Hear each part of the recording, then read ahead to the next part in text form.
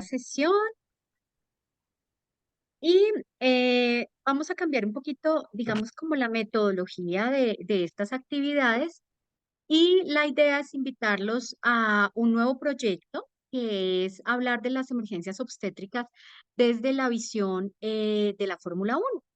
Lo que vamos a aprender es que ciertas, digamos, como ciertas cosas que son distintas a lo que conocemos clásicamente del manejo de ciertas patologías pueden orientarnos y algunas cosas prácticas, algunas cosas, por ejemplo, empresariales también pueden aplicarse a la emergencia obstétrica, pero en particular estas sesiones, que van a ser por lo menos 4 sesiones, van a ser enfocando la emergencia obstétrica a otras disciplinas como es en este caso las carreras automovilísticas y la Fórmula 1. Entonces, yo sé que muchos de ustedes en este momento quisieran de pronto estar viendo el estreno de Rigo, la novela que se estrena hoy, pero pues la idea es que vamos a cambiar un poco el enfoque de la emergencia obstétrica y en particular lo que es la sepsis, la hemorragia posparto y los trastornos hipertensivos del embarazo siguen golpeando muy duro a las pacientes y siguen siendo la principal causa y esa triada de la muerte materna. Entonces, lo que vamos a tratar un poquito es de ver de qué otra manera podemos generar recordación y unas estrategias grupales como equipo para el manejo. Hay una cosa muy, muy importante y es que a todos nos enseñaron la hora de oro en la emergencia obstétrica, la hora de oro en la hemorragia, la hora de oro en la sepsis, pero esto está cambiando y actualmente hablamos de los 20 minutos de platino. Y esos 20 minutos de platino que han sido publicados realmente más que todo para las pacientes con hemorragia obstétrica mayor, realmente en escenarios como sepsis o en escenarios como embolismo pulmonar, en escenarios como la preeclampsia, tienen que ver con la identificación temprana y ese manejo que sí o sí tiene que darse en los primeros 15 minutos, que se va a relacionar con la disminución de la mortalidad. Entonces, definitivamente sí tenemos que ir un poco más rápido porque esta hora de oro, si la paciente le dieron un triage 3 y se quedó sentada 2 horas esperando la consulta, pues vamos a perder definitivamente la hora de oro y es por eso que la acción del grupo que hace triage enfermería, auxiliar en las noches, enfermeras jefes en el día, los sitios que tienen triage avanzado por médico, definitivamente sí tienen que enfocarse a reconocer más rápidamente la sepsis. Entonces, los objetivos de la sesión de hoy va a ser uno, mejorar la identificación de la sepsis, hablar un poco de esas pacientes que nos confunden, que son los fenotipos, cómo ha cambiado la reanimación hídrica y cómo definitivamente hay cosas que tenemos que borrar de nuestra mente, cómo definitivamente la escala de alerta temprana es una de las muchas estrategias para poder identificar precozmente la paciente que puede morírsenos en una institución de salud. Y por último, la necesidad de configurar un sepsis team o un equipo de sepsis dentro de nuestros equipos de respuesta rápida, pero volverlo algo efectivo, algo que sea visible. Entonces, la pregunta que vamos a responder durante la sesión de hoy es ¿qué nos puede enseñar la Fórmula 1 frente al abordaje de las personas con sepsis? Y eso es lo que vamos a trabajar hoy. Y la primera propuesta es que el conocimiento mejora los resultados, es decir, que los avances actuales en las publicaciones, en la literatura, en las tecnologías, pues tienen que servirnos para algo. Y que realmente si comparamos los carros del pasado con los carros pues, aerodinámicos, ergonómicos, ultra seguros que se manejan en la actualidad, pues claramente la tecnología permitió carros más ligeros, con mayor seguridad para el piloto. De la misma manera, nosotros tenemos que cambiar el enfoque de seguridad de paciente en la emergencia obstétrica y en particular en la sepsis. Entonces, nosotros tenemos que hablar un poquito de reconocimiento y de identificación. Y pues por supuesto que el CIRS, que es la respuesta inflamatoria sistémica, nos debe hacer pensar que una de las causas de CIRS es sepsis. Quiere decir que si yo tengo una mujer con fiebre o con hipotermia o con taquicardia, con leucocitosis, con leucopenia, con neutrofilia o con callademia, yo debería pensar que es posible que tenga sepsis. Claramente puede tener otra cosa, puede tener un CIRS post-transfusional, postquirúrgico, postcódigo rojo, puede tener un CIRS porque la acaban de atropellar, puede tener CIRS porque está quemada, puede tener CIRS por una reacción medicamentosa. Pero el punto es que cuando yo tengo una paciente con CIRS, una de las sospechas diagnósticas es que tenga una infección y que esa infección esté configurando una disfunción orgánica y esté configurando una sepsis. Sin embargo, lo que nos dice la literatura y lo que nos vienen diciendo desde la aparición del sepsis 3 es que también debemos alertarnos y pensar en sepsis en mujeres que no tienen sepsis, en mujeres que tienen alteración del sensorio, que tienen deshidratación o marcada hemoconcentración, que tengan hipoperfusión, que tengan hipotensión y, por supuesto, cualquiera que tenga disfunción orgánica de causa no clara en cualquiera de los órganos hematológico, cardiovascular, pulmonar, renal, neurológico, hepático, y que tenemos que también sospecharlo en mujeres que tengan alterada la escala de alertas tempranas. Y existen algunos puntajes que nos pueden orientar, como el SOS Score, que es el Sepsis in Obstetric Score, y el SOFA Score, que también nos pueden ayudar. Pero lo que nos tiene que quedar hoy claro es que somos personas diferentes y que la respuesta a la sepsis y las manifestaciones clínicas son muy, muy diferentes de acuerdo a la persona. Y esto va a ser determinado por una interacción entre los genes de esta persona, es decir, el genotipo, el fenotipo, que es cómo se expresan esos genes al exterior, y el ambiente.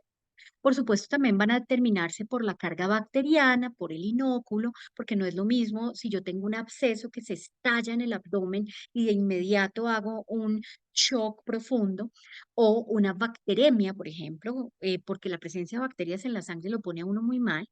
El foco no es lo mismo un diente que una miometritis, claramente, pero también está influido por el peso, por la raza, por la edad y por una serie de genes que van a condicionar la disregulación de la respuesta. Y es por eso que la definición actual de sepsis tiene que ver con una disfunción orgánica potencialmente mortal causada por una respuesta disregulada de un huésped a una infección. Y en obstetricia, la definición 2017 de la OMS es esa infección, esa disfunción orgánica potencialmente mortal causada en una mujer que tiene una infección en cualquier momento del evento obstétrico, ya sea posaborto, posparto, posectópico o embarazada, en cualquier momento de ese evento obstétrico. Y para eso quiero traerles esta publicación que es muy reciente, que es muy importante, que nos habla de los nuevos fenotipos clínicos en sepsis. Y es por eso que tenemos que abrir un poco la mente frente a estas potenciales maneras en que se nos presente la sepsis. En este momento los fenotipos impactan en mortalidad, eso ya viene demostrándose de unos 3 años para acá, y lo que nos va a mostrar es por qué hay personas que afectan diversos órganos y pueden explicar por qué a veces se nos mueren pacientes de sepsis y nunca pensamos que era sepsis o lo pensamos tardíamente o hubo retraso en la identificación y en el tratamiento. Y para eso ellos utilizan esto, que es una especie de gráfica especular donde nos muestran que hay el fenotipo alfa, el beta, el gamma y el delta, y que la disfunción orgánica va a ser diferente.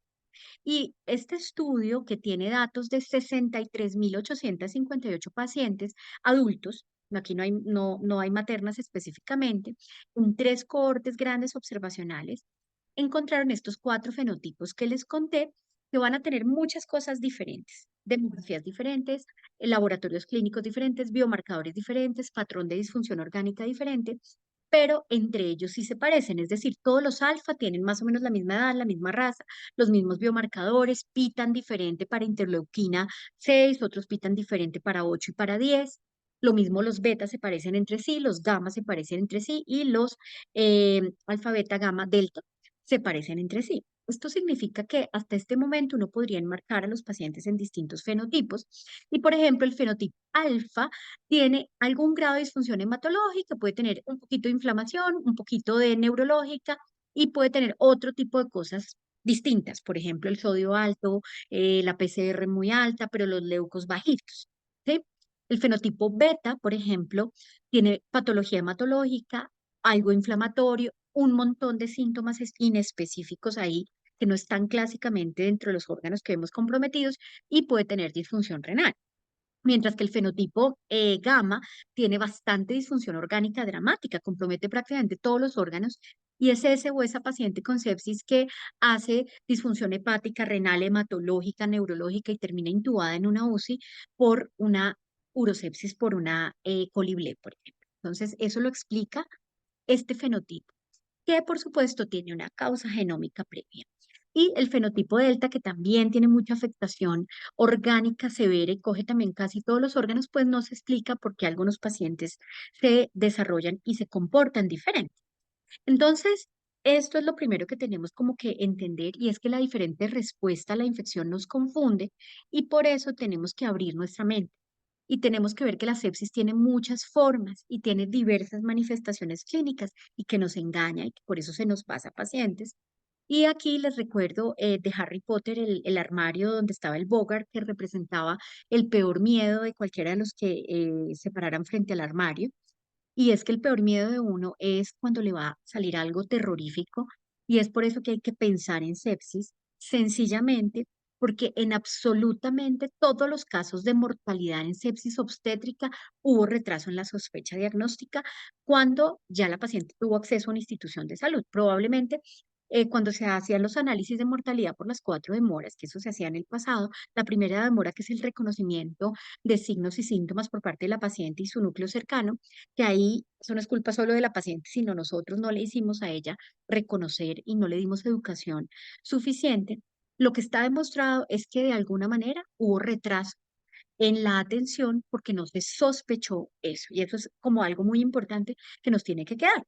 Entonces aquí les voy a mostrar, este es Ayrton Senna, fue considerado en su tiempo mágico el mejor piloto del mundo y el 1 de mayo de 1994, en el Gran Premio de San Marino, en el circuito de Imola, Ayrton Senna fallece en unas circunstancias extrañas. Este brasilero que fue 3 veces, perdón, triple campeón del mundo de la Fórmula 1, falleció en la séptima vuelta de un circuito en el que ya había corrido y lo que sucede en particular, aparte de una serie de errores por los que su escudería Williams perdió el juicio, hubo un impacto fatal porque una varilla de la suspensión de su propio carro le atravesó el cráneo. Esa es la causa de muerte de Ayrton Senna. Aunque le hicieron una traqueotomía y lo ventilaron ahí en el piso y lo recogió una ambulancia y lo llevó al mejor hospital de trauma de Italia, pues él fallece tempranamente. Y desde que muere Ayrton Senna, se origina una serie de cambios y desarrollo en los sistemas de seguridad para los pilotos. Y, por ejemplo, parte de lo que hay ahorita, que es este halo, que ha sido discutido porque le aumenta 10 kilos al peso del vehículo, pues definitivamente sí son estrategias de seguridad y unas barreras de seguridad que han reducido la mortalidad. Tan importante es que han pasado más de 20 años para que otro piloto fallezca en la Fórmula 1 después de la muerte de Ayrton Senna. Eso quiere decir que lo que hemos vivido sí nos tiene que representar un cambio en la manera en que estamos haciendo las cosas, porque algo de pronto no estamos haciendo bien. Entonces, esta enseñanza que nos deja la muerte de Héctor Senna en el 94 es cómo mejorar la parte de seguridad del paciente y de seguridad de las pacientes obstétricas en el reconocimiento de la sepsis. Lo primero es la necesidad sí o sí de implementar las escalas de alertas tempranas, porque las vemos pegadas en el consultorio de triage, las vemos pegadas ahí a la entrada de sala de partos, pero las estamos usando juiciosamente y se está haciendo en el triage y está quedando ese número registrado claramente en algún lugar. Porque el problema es que si no la estamos usando y de pronto no somos tan buenos en triage, o de pronto es una de esas pacientes con un fenotipo confuso, es posible que se nos pase esa paciente, se quede con un triage 2, con un triage 3, y cuando el médico la vea, como era un triage 2, triage 3, también él subestime a esa paciente, porque recuerden que esto se vuelve una cadena de situaciones, que es la teoría del queso suizo de los eventos adversos, donde se vienen a pasar una cantidad de cositas y son barreras que nos pasan. Entonces, las escalas de alerta temprana tienen que ir desde el triage, pero deben ser implementadas en cualquier momento de la atención. No la estamos usando en salas de cirugía, en salas de parto y tienen que estar en cualquier lugar. Segundo, cualquier puntaje de tamizaje ayuda, solo ayuda. No lo usamos de forma aislada para el diagnóstico. Actualmente, por ejemplo, el QuickSOFA puede ser una prueba de tamizaje a la cabecera del paciente, como lo es NIBUS Score, es decir, alertas tempranas, como puede ser el Obstetric Modified QuickSOFA, pero no es un diagnóstico, porque resulta que ya los estudios mostraron que aunque fue tan popular 2016 y 2017, y por eso nuestra resolución 3280 del 2018 en Colombia la incluye, realmente solo ayuda. No la podemos utilizar de una forma aislada porque ya lo recomiendan las guías, dicen, solita no la use, que lo ayude a tamizar de pronto en ciertos escenarios, lo ayude a sospechar de pronto sepsis, pero no puede ser la única estrategia que usted utilice. Lo tercero es buscar hipoperfusión y conozca las ventanas del choque, que ya lo vamos a hablar. La cuarta es la evaluación del choque indiferencial. Por ejemplo, una paciente que nos llega a urgencias choqueada, muy choqueada. A veces es muy claro que está sangrando, otras veces no es tan claro que tenga un ectópico roto, otras veces no es tan claro que esté séptica y otras veces no es tan claro que tenga un tromboembolismo pulmonar. Existen estrategias para manejar y diagnosticar ese choque indiferenciado. Después haremos una charla de solo el protocolo Roche y cómo los ginecólogos debemos aprender a hacer ultrasonido Roche en la paciente con choque indiferenciado, porque en urgencias y en salas de cirugía y partos puede haber pacientes que de pronto están bien y ¡fu! Colapsar en la cesárea. ¿Y qué será? Entonces uno dice embolismo líquido amniótico, tromboembolismo pulmonar, hemorragia obstétrica que no estoy viendo. Pues resulta que el ultrasonido choque, el ultrasonido en escenario de choque Roche, nos puede ayudar. Hoy vamos a dar un abrebocas, pero la idea es hacer una charla de solo Roche y cómo nosotros podemos utilizarlo, porque todos sabemos manejar un ecógrafo y todos podemos hacer este protocolo. Y hay otra cosa que va a ser nuestra barrera de seguridad, es que uno a veces no está seguro si es sepsis o no lo es, pero si no está seguro, actúe como si fuera sepsis. Nos lo dice la campaña Sobreviviendo a la Sepsis 2021 y luego nos dice, si usted al final dice, oiga, pasaron 6 horas, 8 horas y este paciente no era sepsis, encontré que era un TEP, encontré que tenía un quiste ovario roto, encontré que era otra cosa, era simuladora, bueno, no sé, usted dice, ah, bueno, no era sepsis, quito antibiótico, desescalo lo que estaba haciendo, me bajo en los líquidos, pero cuando usted no esté seguro y cree que puede ser sepsis la causa de que su paciente esté mal, no importa, trátela como sepsis, ¿sí? Esto es bien, bien importante. Y otras barreras de seguridad que definitivamente son muy importantes. El papel de enfermería. Enfermería es fundamental porque se dan cuenta de cosas que a veces nosotros no, porque estamos muy ocupados, porque el ginecólogo está operando y el otro tuvo que llamarlo a que lo acompañara en un código rojo. Entonces la jefe en el triage, la enfermera, tiene un papel muy importante. Ya vamos a ver cómo ustedes pueden apoyarnos en una serie de cosas en un turno de esos catastróficos colapsados mientras los dos médicos están operando. Entonces, la importancia de hacer un triage bien hecho, de utilizar escalas de alertas temprana en todos los momentos de la atención. La otra barrera de seguridad son las listas de chequeo en sepsis obstétrica. Muy importante, no son perfectas, están mejorando, pero son muy, muy buenas. Es lo más cercano a hacer algo muy bueno. Usémosla apropiadamente porque son barreras de seguridad para que yo no me pase de cosas. Estas en particular, que son las colombianas, están basadas en la resolución 3280, que sabemos que ya necesita una actualización en particular con la nueva evidencia en emergencia obstétrica. Pero es una barrera de seguridad porque por lo menos garantizamos que estamos haciendo todo según la normatividad. Y por último, si usted tiene un abogado, llévela al abogado. Si usted tiene un sitio donde se le puede brindar a esa paciente el mejor cuidado, ¿por qué mandarla a piso? ¿Por qué dejarla a de recuperación a ver qué pasa mientras salen los exámenes? Si hay cama en el lavado, llévela al lavado. Y si no pasa nada, no era sepsis, era cualquier cosa, luego se pasará a piso o se dará salida incluso a la casa. Recordar la importancia de las variables clínicas, de destapar a las pacientes para verle el llenado capilar, el Motin score, que es este puntaje de moteo en las piernitas, las pruebas de llenado capilar con una laminilla y esos segundos nos guían la reanimación. La importancia de ver el sensorio.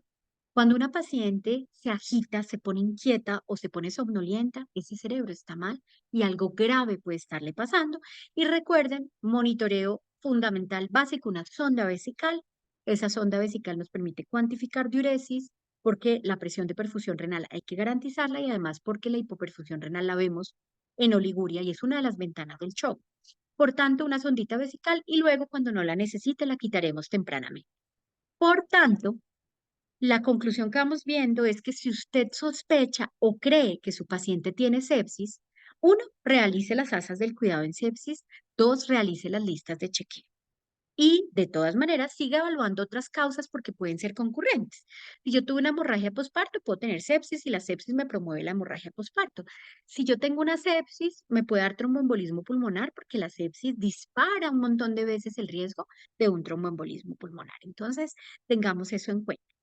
Y hasta acá hay una cosa pragmática y es lo que tenemos que hacer. Entonces, ¿qué tenemos que hacer hasta este momento? Uno, cualquier paciente que yo crea que tiene sepsis, sospeche sepsis o tenga ya sepsis, debo ponerle dos venas, debo ponerle una sonda, debo tomarle laboratorios, debo tomarle cultivos. Estamos ante la emergencia de muchos gérmenes multiresistentes. Y la única manera de un programa de optimización de antibióticos de un PROA es que desescalemos apropiadamente. Entonces hay que tomar cultivos y tenemos que tomar gases con lactato. Existen protocolos que toman lactato venoso, ¿sí? Hay protocolos institucionales porque tienen muy buenos cassettes de lactato y les da casi que la misma eficacia con los cassettes de gases. Pero pues nosotros vamos a tomar gases arteriales con lactato. Segundo, microbolos. Ahorita estamos en la onda de los microbolos. La literatura en adultos es contundente de hacer bolitos, que le va mejor a los pacientes que las infusiones continuas.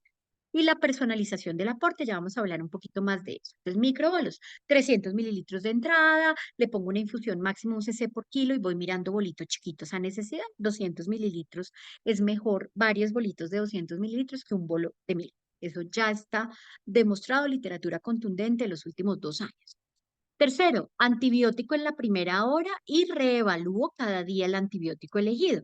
No, que empecé pitazo y ya hoy es día cuarto y los cultivos es una E. coli sensible. ¿Eso para qué le quito el antibiótico? ¿Dejarla igual? No, hay que desescalar, porque eso hace parte del PROA, que son los protocolos de optimización de antibióticos, y porque generamos menor resistencia a antibiótico y presión sobre la flora intestinal de esa paciente. Y cuando hablamos de flora intestinal, es que esas bacterias que tiene esa paciente en el colon se van a volver BLES y KPCs. Eso es lo que se llama presión de flora. No es que perdemos flora intestinal y luego nos da diarreíta y luego nos da candidiasis, no, es que realmente hay una presión selectiva sobre los enterobacterales y luego se van a volver monstruos y se van a volver KPCs y se van a volver eh, BLES. Otro punto, si usted tiene un aguado o una zona donde la pueda monitorizar mejor, use. Tercero, vasopresor temprano con menos fluidos. Entonces, no es que bolos y bolos y bolos, no, menos fluidos y más vasopresor. Estrategias de POCUS y monitorización, ojalá guiado por ultrasonido, ya vamos a conocer el RUSH. Y balances hídricos muy juiciosos desde el ingreso. Entonces, hasta ahí vamos como en la parte práctica. Y esto nos lleva a que las instituciones deben tener un protocolo de identificación temprana en sepsis, tamizaje y activación de la respuesta rápida en sepsis. Que tenemos que tener ese código sepsis institucional y conocerlo, porque a veces está muy bonito metido en la plataforma institucional del hospital, pero no lo hemos vuelto algo práctico. Definir cómo va a ser nuestro tamizaje, porque no puede ser que el doctor de hoy hace SOS, el otro hace SOFA, el otro hace Quick SOFA, el otro hace SOMANS. Tenemos que tener una estrategia institucional clara donde vamos a utilizar cuáles para sospecha y cuáles puntajes de predicción. Ejemplo, de sospecha vamos a utilizar escala de alertas tempranas y de puntaje de predicción SOS y SOFA. Esa es una excelente estrategia y muy costo-benéfico para clínicos que voy a pedir y gases con lactato y como tener nuestro kit de sepsis para que todo el mundo pida lo mismo, que debe estar basado en la resolución 3280 más lo que yo considero adicional para ese paciente. La reanimación y el manejo precoz, que incluye reanimación hídrica, que la vamos a discutir. Muy importante los cultivos tempranos y tenemos que hacer que mejore la toma de hemocultivos porque ya después, pues tomarlos en frío, tomarlo con 2 días de antibiótico, disminuye el rendimiento del hemocultivo y sí, no es lo mismo, porque si yo tengo una pielonefritis con hemocultivos negativos, el tratamiento es más corto. Si yo tengo una pielonefritis con hemocultivos positivos, me alarga los días de tratamiento. Debo garantizar que tenga hemocultivos negativos antes de suspender el tratamiento. Y si la paciente se deteriora o evoluciona mal y tenía hemocultivos positivos, tengo que buscar endocarditis, tengo que buscar un foco residual. Entonces sí cambia. Entonces, de alguna manera hemos dejado de pedir hemocultivos y hemos dejado de mirar los hemocultivos, pero hay que pedirlos. Y el antibiótico en la primera hora, que eso no tiene discusión. Pero recuerden que todas las asas del cuidado se hacen en la primera hora de sospecha o identificación de la sepsis, pero que los 20 primeros minutos son críticos en el resultado. Entonces, si a mí me llega una paciente a la Subred Norte al Hospital de Suba y llega con sospecha de sepsis, debería entrar directo del triage al aguado. Mientras tanto, la persona que está en urgencias va haciendo rápidamente la nota de hospitalizo paciente, iniciar código sepsis, se entra al aguado y nosotros le terminamos las órdenes médicas, pero digamos que ahí optimizaríamos mucho el manejo si tenemos esas posibilidades. ¿Por qué? Porque resulta que si ustedes ven que esta es la campaña sobre la sepsis del 2021 de adultos, nos recuerda el tiempo de antibiótico. Entonces dice, en la primera hora de sepsis o choque séptico. O sea, si yo tengo un paciente ya claro que es sepsis y choque séptico, tengo una hora para ponerle el antibiótico. o en la primera hora de la sospecha de sepsis o choque séptico. Con la sola sospecha le pongo antibiótico. O en las primeras 3 horas si la duda de infección persiste. Por ejemplo, yo creo que es un tromboembolismo pulmonar, tiene puntajes de predicción de tromboembolismo pulmonar, pero está fiebrecita, el TEP da fiebre, pero como que no me cuadra, no estoy tan seguro si es solo la sintomatología de SIRS por TEP, que es fiebre, taquicardia, polipnea, por tromboembolismo pulmonar, pero es que de pronto el tromboembolismo está inducido por sepsis. Entonces, si uno tiene esa duda, tiene 3 horas para poner antibiótico, pero es preferible que sí lo hagamos y luego lo quitemos. La reanimación hídrica. La reanimación hídrica ya hemos dicho en otras charlas que es dinámica y que es guiada por parámetros de perfusión. Individualizamos la necesidad de la paciente. No será lo mismo para esta que me llega súper deshidratada, pero hay poblaciones especiales donde hay mayor riesgo de que yo genere sobrecarga de fluidos. Por eso recordábamos en varias sesiones que hemos tenido las 4 fases de la reanimación en shock de cualquier etiología. La primera fase es salvamento y rescates, cuando yo actúo rápidamente, 20 minutos, primera hora. 2, optimización, que cada vez la hemos acortado más en el tiempo. 3, estabilización y luego desescalamiento. Y estas 4 fases aplican para líquidos, para los soportes avanzados, es decir, lo que yo le ponga al paciente, los accesos vasculares y los antibióticos, y luego me desescalo. Yo puedo arrancar en una paciente muy malita con catéter central, noradrenalina, líquidos, antibióticos de amplio espectro, pero cuando me salga el hemocultivo, me desescalo. Cuando no necesite la nora, pues se la quito. Cuando no necesite tantos líquidos rapiditos, se los he quitado. Cuando no necesite ese antibiótico de amplio espectro y algo más específico de espectro estrecho, pues me desescalo. Entonces, eso definitivamente es muy importante. Y lo que viene cambiando es que esa estrategia agresiva de fluidos cada vez se queda más solo en la primera hora, que somos respondedores al fluido solamente en la primera hora. Y ya la tercera hora tengo que haberme bajado de líquidos o ya he puesto los bolitos que necesito y esa estrategia de uso más racional y de optimización es de la tercera a la sexta hora y tengo que bajarme de líquidos y remover líquidos si es necesario con diurético u otras terapias. Pero ya no podemos seguir con esas infusiones de 150 cc hora. Eso no se utiliza y no está en la literatura actual. Y ese mito de los 30 cc por kilo definitivamente es un mito. Eso viene de la primera campaña sobre la sepsis y el protocolo de Rivers, pero eso fue hace 23 años. Claramente, eso tiene que cambiar y nosotros tenemos que olvidar que nos enseñaron el bolo de los 30 por kilo, porque la recomendación actual es un manejo individualizado, fisiológico, conservador, guiado por la mejor aproximación fisiológica para cada paciente.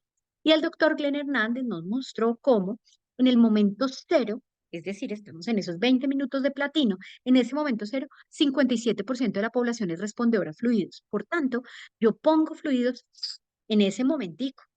Y miren que a las 2 horas ya solo 22% son respondedores, a las 4 horas 11% son respondedores, a las 6 horas 10% son respondedores.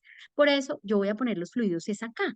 Aquí en esa primera vez que llego le pongo 300, luego al ratico pásale otros 200, luego al ratico, bueno, otros 200 y ahí ya lo logré. ¿Por qué? Porque la evidencia está a favor del microbolo actualmente, hoy en octubre del 2023. Por tanto, en este momento, corremos todo lo que aprendimos y nos vamos a ir a la estrategia de los microbolos. Bolos chiquitos, 200, 300 mililitros, dan mejor respuesta hemodinámica y no esas grandes infusiones que nos enseñaron. Entonces, en rojo nos enseñaron 30 cc por kilo.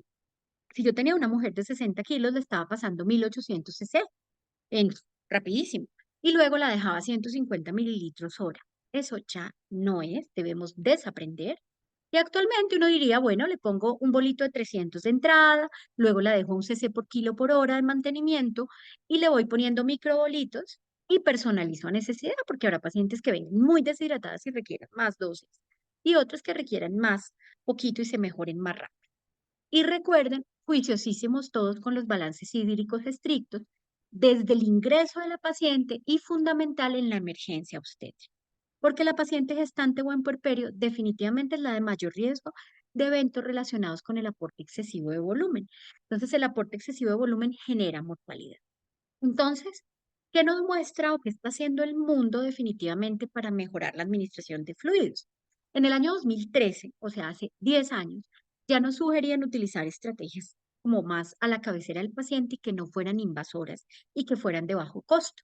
Ultrasonido, y este, por ejemplo, que es el protocolo FOLS, que es un protocolo en el cual un pulmón limpio, un pulmón sequito, se ve aquí con estos artefactos que son unas líneas, que son las líneas A. Entonces este pulmón está bien porque tiene estas lineecitas. Yo reanimo hídricamente, estoy haciendo ultrasonido pulmonar y cuando vea estas colitas de cohete o colitas de cometa, es que el pulmón está húmedo, definitivamente ese paciente me pasa en la reanimación. Entonces, es una de esas estrategias que, como les digo, lleva 10 años. Pero quiero mostrarles esto que lleva una semana, no, 2 semanas ya en el mercado, 2 semanas en la publicación.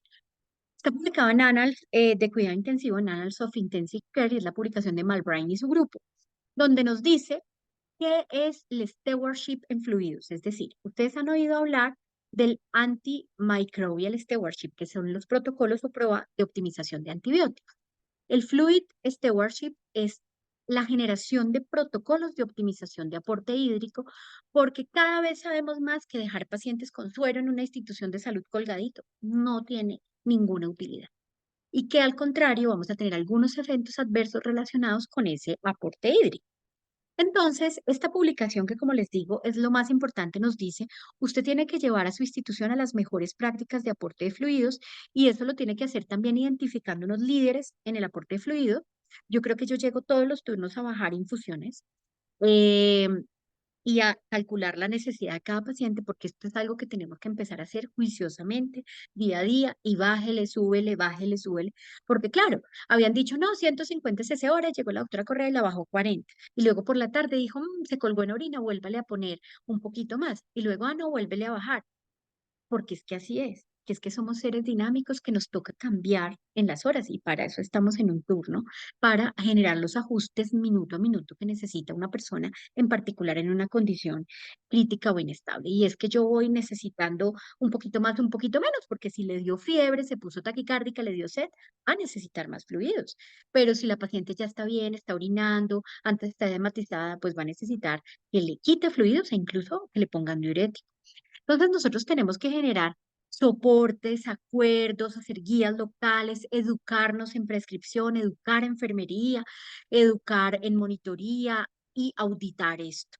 Entonces, estos protocolos definitivamente son muy importantes y cuando yo genero este equipo de trabajo que se enfoca en reducción y en un mejoramiento de la calidad en la administración de líquidos, definitivamente sí nos va a mejorar en la manera en que estamos reanimando a las pacientes, porque definitivamente usamos muchos fluidos y esto nos genera eventos adversos, que no siempre veamos edema pulmonar, pero sí tienen otros problemas.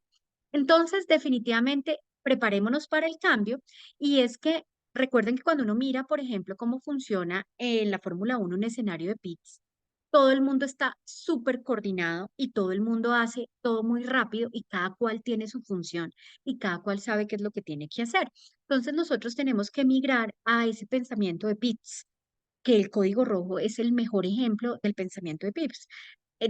Entonces, el código sepsis tiene que ser exactamente lo mismo. Cómo todos vamos a trabajar de manera equitativa, coordinada, rápida, para que no nos pase nada. Entonces, el primer momento, y aquí que veo varias personas de enfermería conectadas, es el triage. El triage es en urgencias en el momento en que llega un paciente, pero el triage es el que yo hago cuando paso la revista en piso y digo, esta está como malita, pasémosla al lavado.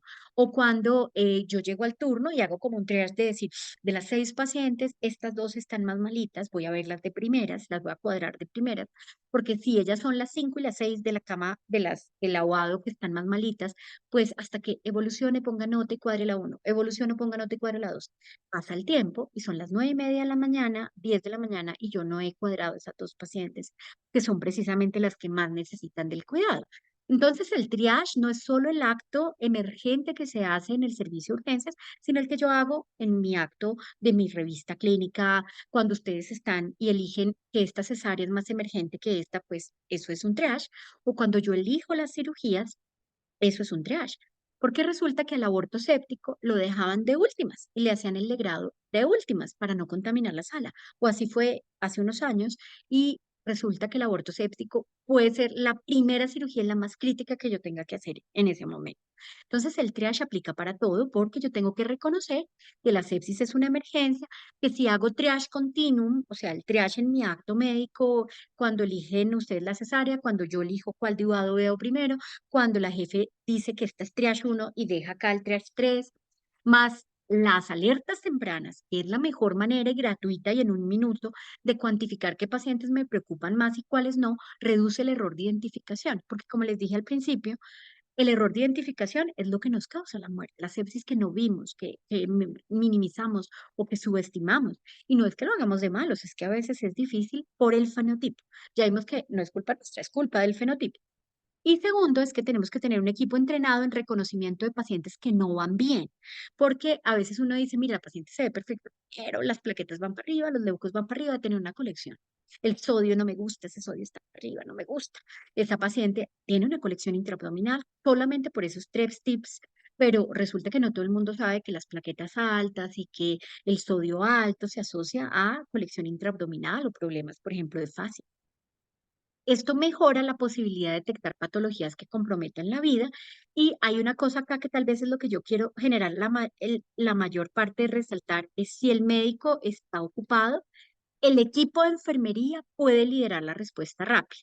Entonces, si el equipo está entrenado y los médicos están los dos allá sufriendo en el código rojo o hay un solo ginecólogo por turno, como pasa en muchos lados, la enfermera jefe debería estar entrenada en triage 1, alertas tempranas, le cojo dos venas, le pongo una sonda, le tomo laboratorios, le tomo gases, le voy poniendo líquidos. ¿Sí? No ha formulado nada ni ha puesto nada que ponga en riesgo el ejercicio médico legal de la profesión de enfermería. Pero esto es una iniciativa que salva vidas. Y rapidito va y se le asoma al doctor, doctor, llega una paciente que yo creo que tenga sepsis, tiene estos signos de alerta temprana, ya la canalicé, le puse líquidos, no sé qué, me autoriza ir tomándolo hemocultivos y ahorita me da la orden, mientras ya usted me define qué antibiótico le pone y la valora, pero esos minutos, mientras el médico está ocupado, que espero que no sea almorzando, nada, sino en esos momentos realmente ocupados, pues esto puede mejorar mucho los resultados. Y para esto les voy a mostrar este evento. Este evento es un accidente en el cual acá va Alonso y le pasa un poquito por encima al carro de Vettel y Vettel tenía bien puesto su casco y como ahora es obligatorio el uso de este halo, pues definitivamente miren lo que pasó. El carro de Alonso pasa y toca a alta velocidad el halo, pero como este halo es de titanio y de altísima resistencia no pasa nada, pero mire cómo quedó el carro. ¿Sí? Y mire si ese carro hubiera pasado sin el halo, le hubiera volado de la ceja para arriba a Betty, independientemente que tuviera el mejor casco disponible. ¿Por qué perdona, Leclerc, porque este accidente de Charles Leclerc es tan importante? Porque, ¿qué pasó? Se anticiparon frente a una potencial emergencia, el uso obligatorio de este aparatito. Dos, el diagnóstico precoz del riesgo, ¿sí? ¿Cuál es el riesgo? Que como Ayrton Senna se murió porque le atravesó la varilla de la suspensión el cráneo, ¿cierto? Lo dijimos en el 94, se generan estas estrategias para proteger el cráneo y toda la parte, digamos, de mayor vulnerabilidad del piloto, que es el diagnóstico precoz del riesgo. Tres, uso apropiado de la tecnología. Pues se inventaron esto, que es el titanio, pues usemos apropiadamente la tecnología. Y a lo que voy a ir es que nuestra tecnología más importante son los gases y el lactato y el ultrasonido. Y lo último, retroalimentarnos de eventos adversos graves, externos o internos.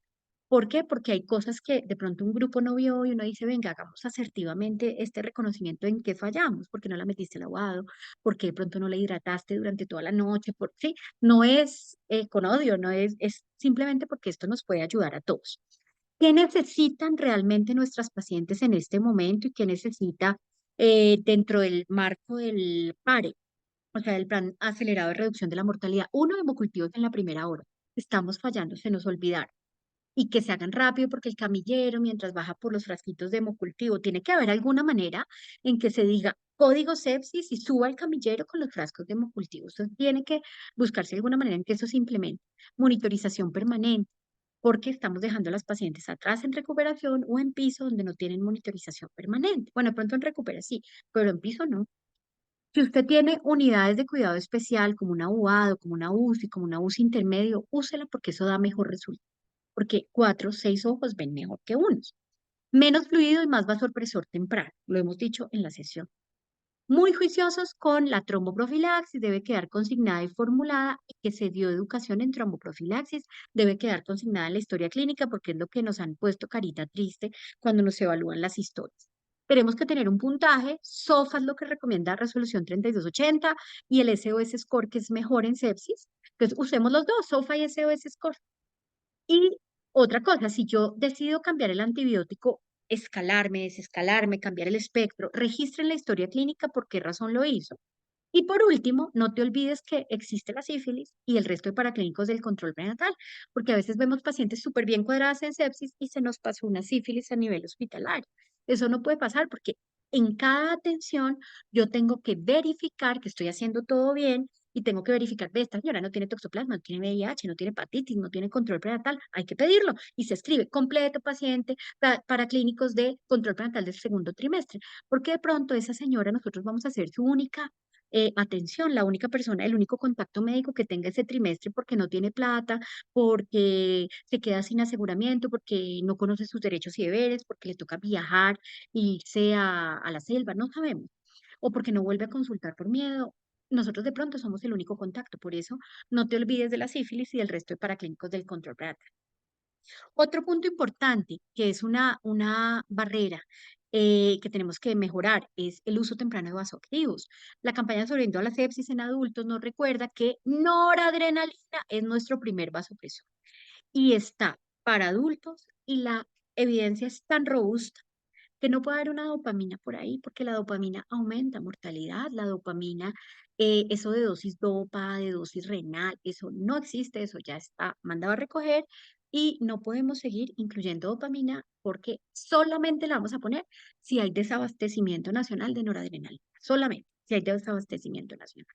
Esa es la única razón de ver una dopamina o que adicional al choque tenga 40 de frecuencia cardíaca. ¿Sí? De resto, no, porque aumenta la mortalidad por arritmias, porque los estudios que son como 1000 son súper claros, entonces noradrenalina de primera línea. Nuestro objetivo es llevar a las pacientes a 65 de presión arterial media o del percentil para su edad si son adolescentes. Si tenemos la opción de línea arterial, usarla, y no, si no tenemos un acceso central, considera iniciarlo central, periféricamente, porque ya sabemos que hay un retraso en la postura de un central y que tiene unos riesgos. ¿Qué es lo ideal? Que todo nuestro equipo de enfermería pusiera catéteres PIC, pero a veces no hay, se demora farmacia, el código no cuadra, pasa el tiempo. Pues iniciémoslo por una vena, ojalá antecubital gruesa, que 24 horas de una nora bajita de 0,1, 0,2 se puede manejar periféricamente. Y la razón es porque hay publicaciones ya muy claras, recientes, 2022, que lo más importante es la administración temprana de los vasopresores en sepsis, porque mejora los desenlaces, que a veces no es tan fácil poner un central, porque en la materna un central es un procedimiento de riesgo. ¿Por qué? Porque todo está ascendido, la anatomía está ascendida y termina uno picando un pulmón queriendo picar la subclavia, ¿cierto? Y porque es mejor el acceso central por vía periférica, PIC, Cavafix, TRUM, por supuesto, pero si no, por la venita gruesa lo podemos poner. Además, las maternas son muy agradecidas. Con 0,05, 0,1 microgramos kilo minuto es suficiente. Casi no se extravasan, es poco frecuente y realmente el riesgo de extravasación se puede manejar garantizando que la vena esté permeable, que sea gruesa y que sea ojalá una vena gruesa o una vena gruesa acá, y que deben haber protocolos institucionales para uso de vasopresor periférico, porque hay más problemas en el retraso de poner un central o en el riesgo de poner un central, en particular en poblaciones que tienen más riesgo anatómico del catéter central. Ahora, existen pacientes que tienen un choque indiferenciado, que es cuando no sabemos la causa del choque. Eso se llama choque indiferenciado. Y los escenarios más frecuentes donde puede haber choque indiferenciado en obstetricia son urgencias, piso, sala de partos y salas de cirugía, es decir, en cualquier lugar. Vamos a poner un ejemplo, una paciente que está en una cesárea y de repente colapsa y se choquea. Eso puede ser tan variado como una anafilaxia, como que se le subió la peri, como que hizo un embolismo de líquido amniótico, como que está sangrando. Pueden ser muchas cosas. O tiene un TEP, porque de pronto tenía un trombo en una vena y al sacar el bebecito ese trombo ¡plá!, se sube al pulmón. Puede pasar. O puede ser embolismo líquido amniótico. Entonces resulta que hay estrategias como el RUSH, que es el protocolo rápido de ultrasonido en shock, que se llama monitoría hemodinámica por ultrasonografía, que es el protocolo RUSH, que está avalado en adultos y se está empezando a usar mucho en obstetricia, y es importante conocerlo porque nos ayuda muchísimo en el choque indiferencial. La idea es hacer una sola sesión de Roche porque el tiempo no nos alcanzaría, pero básicamente lo que hacemos es evaluar función cardíaca, volemia y vasos sanguíneos a través de una técnica de 3 pasos donde evaluamos bomba, tanque y tuberías. Y existen 80.000 protocolos de reanimación en shock, unos mejores que otros. Y recuerden que pues existen las 3 ventanas del shock del que hemos hablado, que es la hipotensión, la alteración del sensorio, la hiperlactatemia y el llenado capilar alterado piel moteada, pero que realmente solo existen 4 tipos de shock, que son el hipovolémico, el distributivo, el cardiogénico y el obstructivo. Y hay pacientes que no es tan fácil ubicar en cuál de los tipos de shock están, o a veces están en un choque mixto. Pero estas estrategias como el ultrasonido shock ayudan a que este shock indiferenciado yo lo pueda ubicar en un choque hipovolémico o en uno distributivo o en uno cardiogénico o en uno obstructivo. Y definitivamente este ultrasonido POCUS tiene que metérsenos a los ginecólogos porque somos los que mejor hacemos ultrasonido. O sea, es que uno está acostumbrado a hacer barridos, barridos, barridos transvaginal, ectópico, los que hacen ultrasonido profesional, que son muchísimos de los que están en este grupo, pues más aún. Entonces, porque ha demostrado, por ejemplo, ser el mejor valor predictivo positivo para un choque obstructivo. Y el choque obstructivo es un TEP o un taponamiento cardíaco o una obstrucción dinámica del ventrículo. O sea, cosas fatales si yo no lo diagnostico. Y no es tan bueno a veces para el choque mixto, pero en estos eventos como en la anestesia o en la urgencia o una paciente que está en un legrado y ¡fum! Se colapsa. Este ultrasonido nos puede ayudar a ubicar en cuál de los 4 estilos de choque está el paciente. Y realmente sí es muy rápido y existen unas maneras de aprender. Pero para efectos prácticos, el ROSH, que es una monitoría altamente rentable porque es gratis, yo ya tengo el ecógrafo ahí, puedo hacerlo el paso a paso que es más larguito, puedo hacer un protocolo que se llama el HIMAP, que significa alta presión arterial media, y el protocolo que yo sugiero que aprendamos como obstetras, que es el protocolo basado en la vena cava inferior, definitivamente sí mejora los resultados en choque indiferenciado y, por supuesto, en sepsis nos va a ubicar a la paciente en el shock distributivo. Ya ahí yo tendré que decir, es que es séptico, o es que es distributivo por la raquia, o es que es distributivo porque tiene una anafilaxia. Pero existe la manera de hacerlo con este protocolo completico que es el HIMAP. No lo vamos a aprender ahorita por tiempo, pero yo puedo hacerlo tan sencillo como parar mi transductor 3.5 MHz, o sea, con el que hago el barrido del bebecito normal en segundo y tercer trimestre. El transductor convex normalito que tenemos 2 en cada institución o más, porque abajo hay otro 3. Entonces yo me paro y veo la cava acá, al nivel de la entrada de la vena hepática, y aquí vemos la aurícula derecha. Eso todos nos podemos entrenar en esto y es muy sencillo. Y si la vena es gordita, pletórica, me voy al tórax. Y si la vena es flaquita y colapsable, me voy inferior. Y si la vena está pletórica y gordita, solo puede ser 2 tipos de shock, o obstructivo o cardiogénico. Y si la vena es flaquita, colapsable, solo puede ser 2 tipos de shock, o distributivo o hipovolémico. Y nos demoramos 3 minutos. Por tanto, tenemos que entrenarnos en esto para el choque indiferenciado. La sepsis muchas veces nos orienta, pero además, si a ese rush yo utilizo otros protocolos como este y le meto una cosa que se llama el BTA o BTI, que es la integral velocidad-tiempo, eso también mejora estrategias de reanimación y guía la respuesta a fluidos. Pero quedémonos con esto, que la idea es que aprendamos algo básico como reconocer el choque indiferenciado de acuerdo a si la cava es gordita o flaquita. Y esto lo podemos hacer fácilmente. El futuro definitivamente es que además nos va a guiar la reanimación hídrica y recordar que estrategias de ultrasonido, que hay miles de protocolos, pero en particular el Roche, nos enmarca los hallazgos en 4 tipos de choque y nos va a orientar la causa y nos va a guiar la reanimación. Y es que tenemos que cambiar la manera en que estamos haciendo las cosas. Por último, recuerden que hay una placenta unida a un cordón umbilical y por acá hay un bebé y que tenemos que mantener un flujo circulatorio materno-fetal en particular en poblaciones especiales. Y que si esa paciente que está séptica, yo dejo que se caiga la presión de perfusión placentaria, eso va a impactar en el bebé. En particular, cuando hay compromiso de la unidad fetoplacentaria, cuando hay cirugías no obstétricas, cirugías intrauterinas, abrupcio. Por eso es tan importante no tanto líquido y de pronto más vasopresor, que ya está muy claro que hay un fenómeno en el cual hay una relación en el tiempo, perfusión y en particular cómo le está llegando un fenómeno de hipoxioxidación a las mitocondrias de ese bebé. y eso va a impactar a ese bebé en toda la vida. Por tanto, no las dejemos en piso allá con el 90-50, porque esa paciente probablemente en la noche se hipotense. Y resulta que la literatura es muy clara que no es tanto la profundidad de la hipotensión, porque probablemente la de 60 y 40 yo la paso a UAD o a la UCI. El problema es esa 80-50 de tensión, porque lo que ha demostrado la literatura es que, por ejemplo, 4 minutos de hipotensión sostenida en un útero y en una mamá puede generar ese bebé tenga algún tipo de alteración conductual, en particular porque eso tiene que ver con el fenómeno de la circulación, digámoslo así, del cordón umbilical. Por tanto, definitivamente el reto es que si detectemos en particular dentro de las pacientes sépticas cuáles están hipotensas y detectar y manejar apropiadamente eso. Y otra cosa que es fundamental es la oxigenación apropiada. Por eso es que nos piden que uno diga FiO2 del 21%, saturación del 96%, porque hay una deuda que nunca se paga, que es la deuda de oxígeno. Porque el oxígeno que le faltó a esa mitocondria hepática de la paciente es la que le va a dar la disfunción hepática.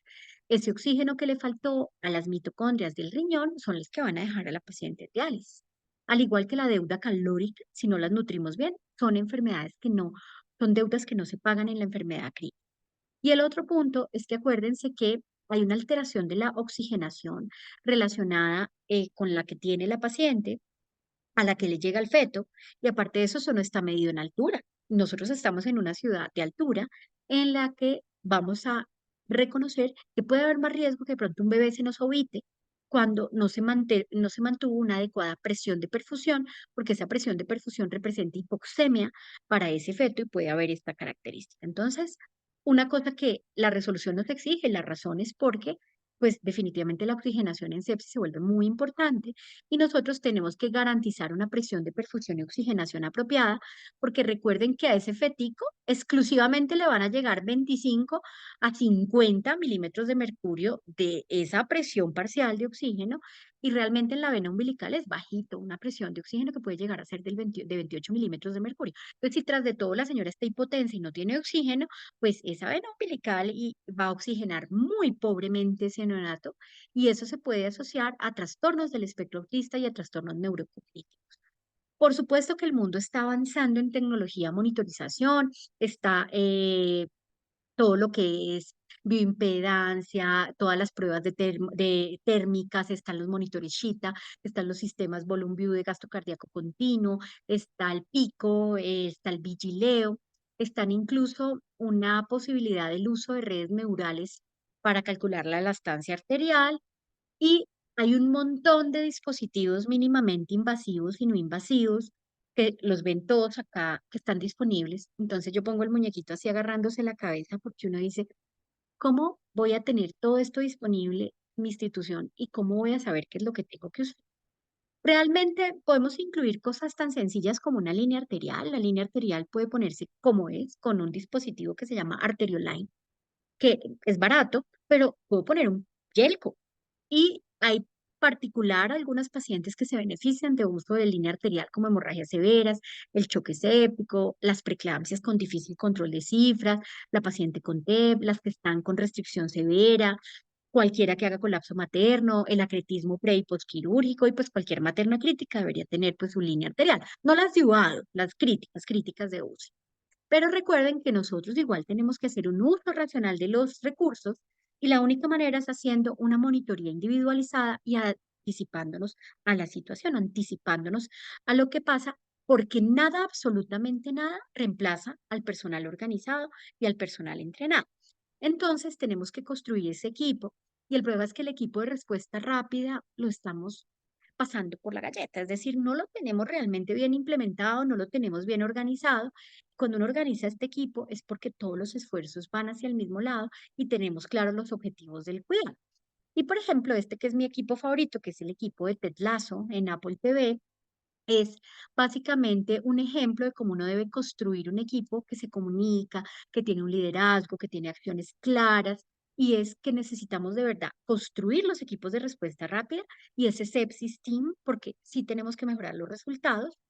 Y cuando uno mira, por ejemplo, qué es lo que hace que el Mount Sinaí, todo lo que son los que están acreditados con la Joint Commission, Valle del Lili en Colombia, lo que hace, por ejemplo, la Clínica Mayo, pues definitivamente ellos lo que los hace ser los mejores hospitales es que tienen mejores enfoques de comunicación, comunicación digamos, efectiva y asas cerradas de los circuitos de comunicación, un mejor trabajo en equipo y mejores actividades de seguridad. Entonces ahí es donde nosotros tenemos que mejorar. Y para concluir, los mensajes que tenemos el día de hoy para llevar a casa es este. Este es actualmente el equipo ganador en la mayoría de la Fórmula 1, que es el equipo de Red Bull, que tiene a Checo Pérez, mexicano divino, mi favorito. Pero tiene a Max Verstappen, que en este momento es el mejor piloto actual.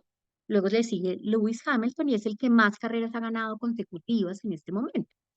Pero el punto es que este grupo, pues tiene este equipo detrás. Entonces ellos son los mejores porque realmente tienen todo el equipo Red Bull detrás. Por tanto, si la persona que hace triage, la enfermera que hace triage, no identifica la alerta temprana, deja a una paciente con sepsis como triage 3, el médico le llega como triage 3, la ve después de haber visto un montón de expulsivos, prolapsos, etcétera, una hora después llega con triage 3, no tiene escala de alertas tempranas marcada en ninguna parte, y de pronto es una paciente de esos fenotipos confusos, pues no va a identificar la sepsis y luego viene el siguiente a verle los laboratorios, pero nadie la ha canalizado, no le ha puesto los microbolos, la sonda, los laboratorios, los gases. Y si pasa esta paciente a piso como una pielonefritis sin unos gases, pues nadie identificó que tenía una condición que potencialmente la podía matar. Y por eso la gran conclusión de la noche es esto, que es lo único que importa de la charla de hoy. Lo primero, la escala de alerta temprana es fundamental y una mirada amplia frente a la sepsis. SIR solito no, pero no SIR solito no, Quicksofa solito no, escala de alerta temprana sí, pero acompañada en la clínica. Es decir, tengamos una mirada más amplia frente a la sepsis porque los fenotipos nos confunden. Llegará un momento en que va a haber una prueba en el dedo que nos diga a la entrada al hospital en qué fenotipo está esa paciente y nos dé una prueba rápida de un panel de farmacogenómica y genético clarísimo, pero pues todavía no lo hay. Entonces recuerden que lo que nos han enseñado tiene que cambiar porque ahorita estamos hablando es de 4 fenotipos, alfa, beta, gamma y delta, y que esos fenotipos hacen que esta paciente no parecía séptica y luego uno dice, pero es que no parecía séptica y mire cómo le fue mal.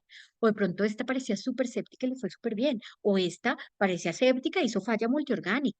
Entonces, los fenotipos hacen que realmente tengamos que ampliar la visión. ¿Qué no nos puede faltar? 2 venas, sonda, laboratorios, cultivos, gases y lactato. No nos puede faltar. Y esto puede hacer una enfermera si los 2 médicos están ocupados. Microbolos, 300 mililitros y bolitos de 200 mililitros y personalice el aporte. 4, antibiótico en la primera hora y reevalúe diariamente el antibiótico elegido. Quinto, si tiene un aguado o un sitio donde usted la pueda monitorizar mejor, úselo. Sexto, vasopresor temprano y menos fluidos. Séptimo, aprendamos estrategias focus, es decir, ultrasonido a la cabecera del paciente, como Roche u otras, como estrategias de monitorización y utilicemos mejores estrategias de monitorización, sonda, línea arterial, sensorio cada determinadas horas, etcétera. Balances hídricos juiciosos desde el ingreso, porque la paciente entra y no pregunta, ¿y en piso cuánto le pusieron? Lleva 3 días y no hay un balance o están mal hechos. La novena, esta me puede ganar enemigos. Olviden lo aprendido. Olviden ese bolo de 30 cc por kilo porque ya no se usa. Y olviden esas infusiones a 150 mililitros por hora. La recomendación de líquidos es microbolos y personalizamos el aporte. Y décimo, construyamos los equipos de respuesta rápida bien construidos, eficaces, claros. ¿Cómo los vamos a charlar por la mañana? Oiga, yo llegué hoy a turno y ¿quiénes somos el equipo de respuesta rápida? Ah, yo, el anestesiólogo, tal, ¿sí? Y de verdad configuremos los sepsis team porque necesitamos mejorar los resultados. Somos una orquesta en la que influye el conocimiento clínico, las estrategias individuales, los procedimientos y el cuidado y sobre todo el trabajo en equipo. Entonces, tenemos que mejorar estrategias de identificación, reconocer que los fenotipos nos confunden, que hay que buscar estrategias de confirmación de diagnóstico, que hay que incluir la escala de alertas tempranas como una estrategia de triage en todos los momentos de la atención, reanimaciones hídricas mejores, mejores significan más poquitas, individualizada la necesidad y que tendremos que aprender Roche y otras herramientas de ultrasonido y otras herramientas tecnológicas porque el mundo está cambiando y tenemos que adaptarnos al cambio. Eso es lo que les queríamos transmitir hoy por más personas y más mujeres sobreviviendo a la sepsis. Y no sé cómo dejar de compartir, no me dejo. Ah, ya, listo. Bueno, importantísimo, tenemos la lista que acaba de mandar del pretest y del posttest para las personas de la subred norte. Está el link de asistencia con el pretest y está el posttest que tenemos que llenar. No sé si haya preguntas, voy a dejar de grabar